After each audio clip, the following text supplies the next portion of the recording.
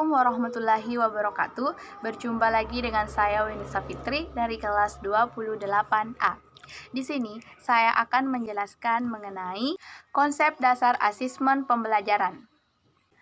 Konsep dasar asesmen pembelajaran mencakup 3 bagian. Yang pertama adalah tes pengukuran asesmen dan evaluasi.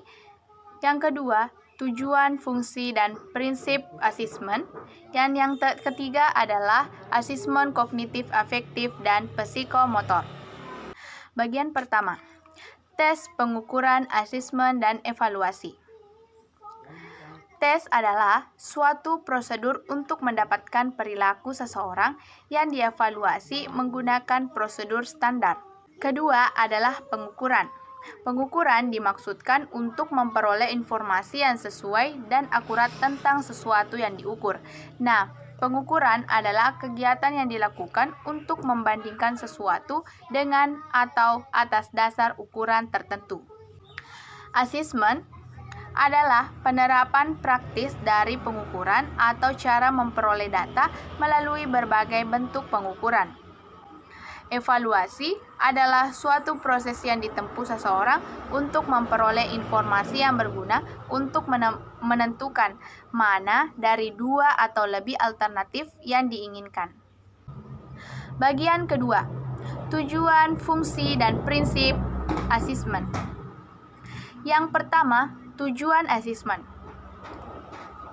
Tujuan asesmen adalah untuk menilai kemampuan individual melalui tugas-tugas tertentu, menentukan kebutuhan pembelajaran, membantu dan mendorong peserta didik untuk belajar lebih baik, membantu guru untuk mengajar lebih baik, menentukan strategi pembelajaran, dan meningkatkan kualitas pendidikan. Nah, untuk fungsi asesmen. Fungsi asesmen berbasis kelas dapat dilihat dari aspek guru, peserta didik, dan orang tua peserta didik. Bagi guru, sudah disinggung beberapa kali bahwa asesmen dapat berfungsi sebagai umpan balik pada program jangka pendek sehingga dapat dilakukan koreksi atau perbaikan, membantu pembuatan laporan, dan meningkatkan efisiensi pembelajaran. Bagi peserta didik, asesmen dapat berfungsi memantau kemajuan yang dicapai dan berusaha untuk pencapaian yang lebih baik. Dan yang terakhir, bagi orang tua, asesmen berfungsi memberikan informasi tentang keunggulan dan kekurangan anaknya di sekolah, mendorong dan mengarahkan orang tua untuk memberikan bimbingan di rumah. Prinsip asesmen. Depdiknas tahun 2006 menguraikan secara lengkap tentang prinsip dasar asesmen hasil belajar. Yang pertama adalah prinsip validitas, yang kedua prinsip reliabilitas, yang ketiga prinsip kompetensi, yang keempat prinsip komprehensif, yang kelima prinsip objektivitas, yang keenam prinsip mendidik.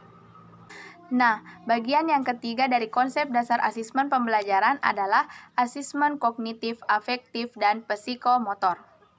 Yang pertama, ranah kognitif. Klasifikasi yang paling sering digunakan untuk ranah kognitif adalah taksonomi Bloom tahun 1984 yang terdiri atas 6 level kemampuan dan keterampilan berpikir intelektual. Keenam aspek kognitif tersebut adalah pengetahuan, pemahaman, penerapan, analisis, sintesis, dan evaluasi. Yang kedua adalah ranah afektif. Ranah afektif mencakup sikap, nilai, dan emosi peserta didik. Ranah afektif sebenarnya mempunyai kepentingan yang sama dengan ranah kognitif untuk menilai keberhasilan peserta didik di sekolah. Lagi pula, aspek kognitif sebenarnya berhubungan dengan aspek afektif, meskipun strukturnya tidak paralel sempurna. Kemampuan peserta didik untuk memperoleh pengetahuan sangat ditentukan oleh keinginannya untuk menerima informasi. Nah, yang ketiga adalah ranah psikomotor. Psikomotor pada dasarnya ditunjukkan pada pengembangan pergerakan dan koordinasi gerak pada rentang gerak refleks sampai gerakan kreatif. Ranah psikomotor dengan prosedur atau precision melakukan dengan baik dan tepat articulation, dan tindakan secara alami atau naturalization.